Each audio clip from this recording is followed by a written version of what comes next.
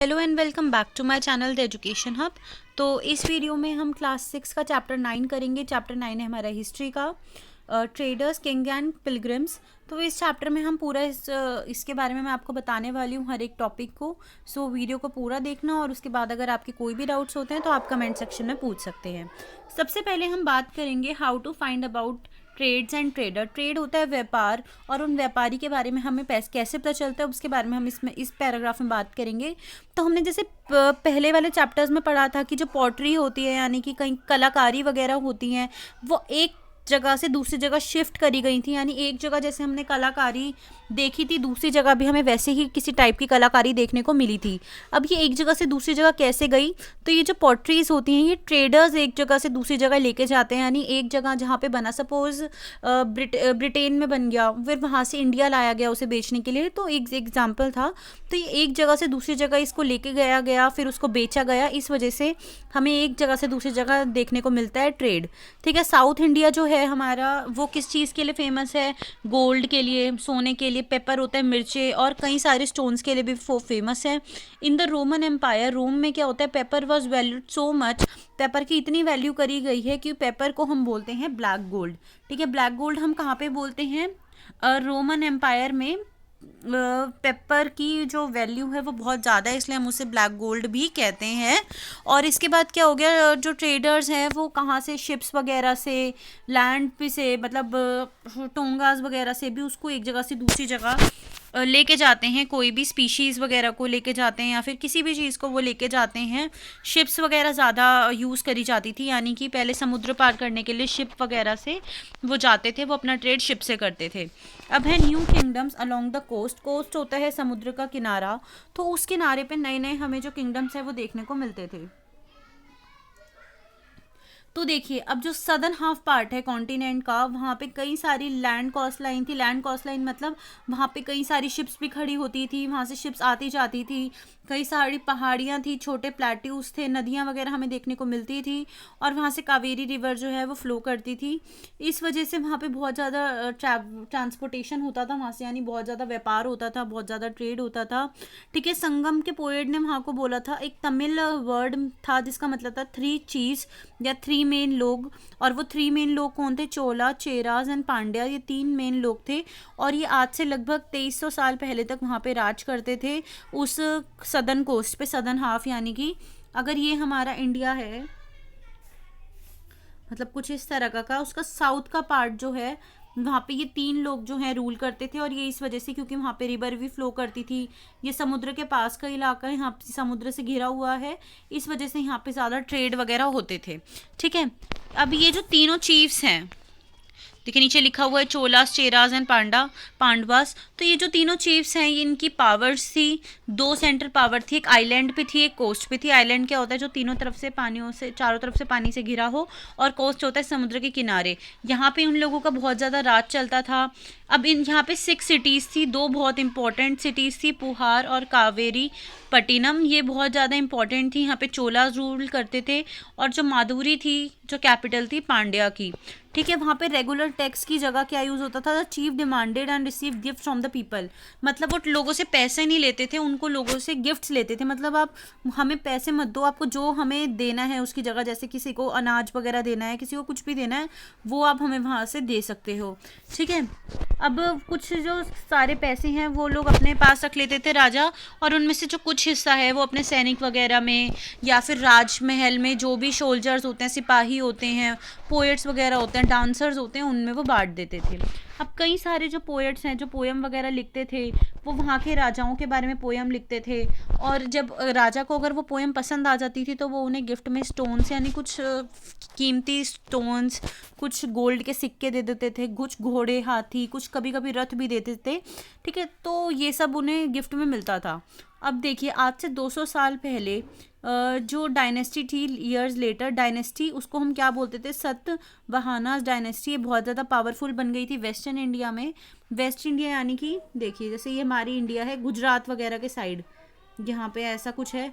यहाँ पे west side में बहुत ज़्यादा फेमस हो गई थी लगभग 200 साल पहले। यहाँ के इम्पॉर्टेंट रूलर, यहाँ पे किसका राज चलता था? सतवाहनास और गौतम पुत्र श्री सतकर्णी का यहाँ पे रूल था। ठीक है, वो सतवाहना रूलर थे। और ठीक है, वो दक्षिण पथा का उनको टाइटल मिला हुआ था, लॉर्ड ऑफ दक्षिण पथा उन्हें कहा जाता था।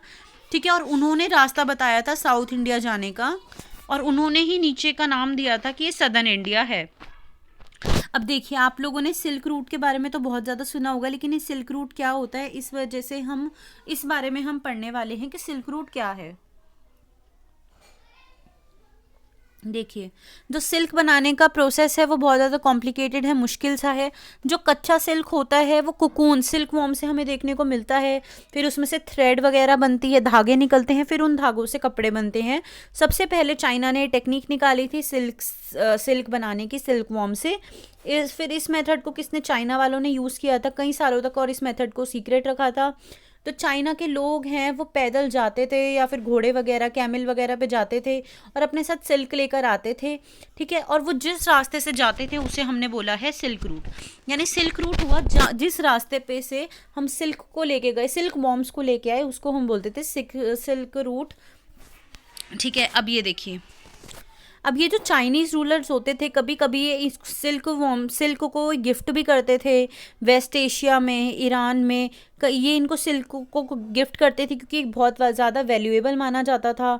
अब कुछ अमीर लोग जो रोम में रहते थे वो सिल्क की साड़ीज़ भी पहनते थे, या फिर सिल्क की साड़ीज़ नहीं, सिल्क के कपड़े बने हुए पहनते थे उस टाइम पे। और क्या था, सिल्क था भी बहुत ज़्यादा महंगा। आज भी सिल्क की वैल्यू बहुत ज़्यादा है, और ये ज़्यादातर चाइना से लेके आते थे, रोड से भी ला सकते थे, माउंटेन्स वगैरह, डेजर्ट वगैरह, यहाँ से इसको लेके आते थे हम। ठीक है, उसके बाद कुछ लोग जो हैं उन्होंने वो रूट कैप्चर करने की भी कोशिश करी कि ये लोग लाते किस वजह से हैं, लाते किधर से हैं, क्या हम इन पे कब्जा कर लेंगे, चाइना वालों पे कब्जा कर लेंगे। कभी कभी इन्होंने सिल्क बनाने की जो टेक्निक है उसको चोरी करने की भी कोशिश करी थी कुछ राजाओं ने।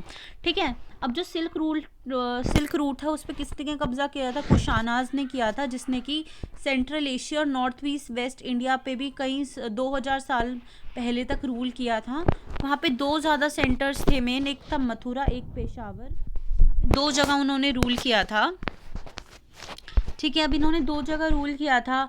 वहाँ पे तक्षशिला वहाँ पे इंट्रोड्यूस हुआ था। इस टाइम पे क्या हुआ था, जो सिल्क रूट है उसको रिवर इंडस से हमने देखा जाके कि ये कहाँ से आता है, कहाँ से नहीं आता। फिर हमें पता चला कि असली इनका ओरिजिन कहाँ है, यानी कि सिल्क जो है वो हमें कौन सी जगह से मिला है। तो देखिए, अब हम बात करेंगे द स्प्रेड ऑफ बुद्धिज्म, यानी बुद्धिज्म का जो कल्चर है वो कैसे बढ़ा। देखिए, ये कनिष्का कौन था, एक बहुत फेमस कुशाना रूलर था जिसने कि लगभग 1900 साल तक रूल किया था। ठीक है, उसने अब क्या करा था, बुद्धिस्ट काउंसिल बनाई थी। उसमें क्या होते थे कि कई सारे बुद्धिस्ट लोग जो थे वो मिलते थे और इम्पॉर्टेंट टॉपिक्स पे डिस्कशन करते थे। अश्वघोषा अ पोएट, उसने क्या बनाई थी, एक बायोग्राफी बनाई थी। बायोग्राफी क्या होता है, जीवन के बारे में, जब हम किसी के जीवन के बारे में बताते हैं तो उन्होंने बुद्धा के जीवन के बारे में बताया था, क्योंकि वो बुद्ध के साथ उनके साथ वो रह चुका था। ठीक है, अब महायाना बुद्धिज़्म, एक न्यू फॉर्म आया था बुद्धिज़्म का जिसका नाम था महायाना बुद्धिज़्म। ये देखिए, सेकंड पैराग्राफ में लिखा हुआ है। ठीक है, इसमें डेवलप्ड हुए थे, इसमें 2 फीचर्स बताए थे। बुद्धास प्रेजेंस हमें किस में देखने को मिलती है, स्कल्पचर्स में। स्कल्पचर्स का मतलब मैंने आपको बताया था, देखिए जैसे कि एक पत्थर है, इस पे ये मूर्तियाँ जो बनी हुई हैं ना, बुद्धा की मूर्तियाँ हैं। तो इससे हमें पता चलता है कि पहले के टाइम के लोग जो है पूजा करते थे बुद्धा की। और स्कल्पचर्स का मैं आपको एक बार वापस से मतलब बता देती हूँ। स्कल्पचर्स होता है जैसे कि पिलर्स वगैरह पे जब हम कोई ड्राइंग बनाते हैं तो वो ड्राइंग कुछ ना कुछ हमें ज़रूर बता रही होती है, कुछ ना कुछ संकेत देती है। तो पहले के लोग अपने आसपास की चीज़ों को दिखाते थे। जैसे कि अभी उन्होंने बुद्धा बनाया यहाँ पे, इसका ये मतलब हमें समझ आता है कि वो बुद्धा की पूजा करते थे। ठीक है, तो ये सब हमें देखने को मिलता है। फिर उसके बाद क्या हुआ, स्टैचूज़ वगैरह भी बुद्धा के जो बनने लग गए, ये सब हमें देखने को उसमें मिला।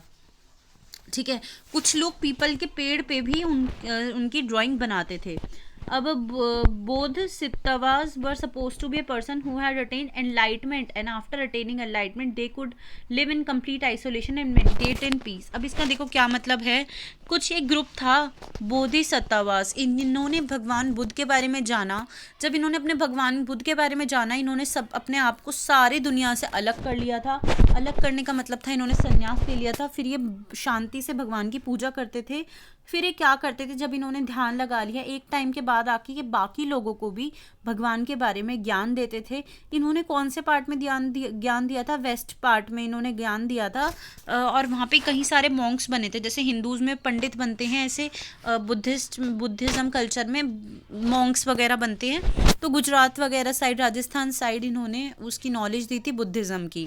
ठीक है, अब कई सारी गुफाओं में राजा रानी, मर्चेंट, ये सब लोग मिलके रहते थे और भगवान बुद्ध के बारे में जानते थे।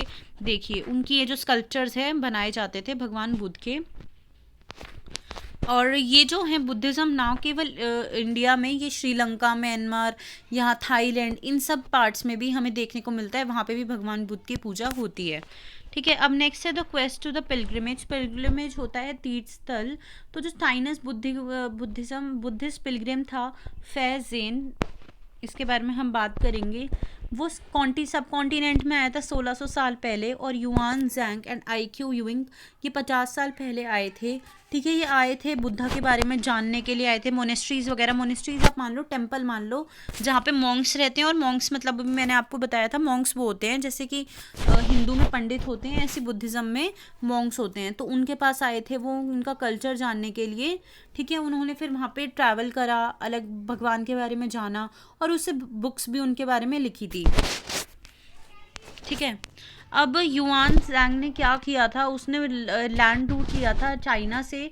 और जब वो आया, उसने अपने साथ स्टैचूज़ वगैरह भी लाया था वो बुद्धा के। वो स्टैचूज़ जो थे वो सोने के बने थे, सिल्वर के बने थे। और 600 मैन्यूस्क्रिप्ट उसने बनाए थे। 20 घोड़े पे वो लाद के लाया था, यानी 600 मूर्तियाँ उसने लगभग बनाई थी।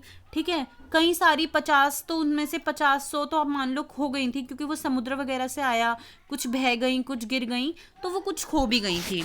ठीक है, अब ये टॉपिक है द बिगनिंग ऑफ भक्ति। भक्ति कब से शुरू हुई? इस टाइम से क्या हुआ, कई सारे लोग जो थे शिव की पूजा, विष्णु की पूजा, दुर्गा की पूजा, ये सब करने लग गए। हिंदुज़्म भी बढ़ने लग गया, यानी हिंदूज़ भी बढ़ने लग गए धीरे धीरे।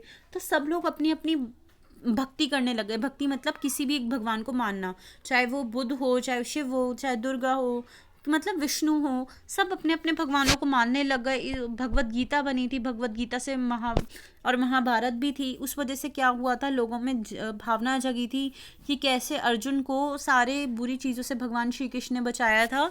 ऐसे ही लोगों में भक्ति की भावना जागरूक हुई थी। सब अपने अपने कल्चर के भगवानों की पूजा करने लग गए और भगवान वगैरह के प्रति उनकी डिवोशन भी जो थी वो बढ़ने लग गई। ठीक है, तो इस चैप्टर में हमने यही देखा। एक तो हमने सिल्क रूट के बारे में देखा।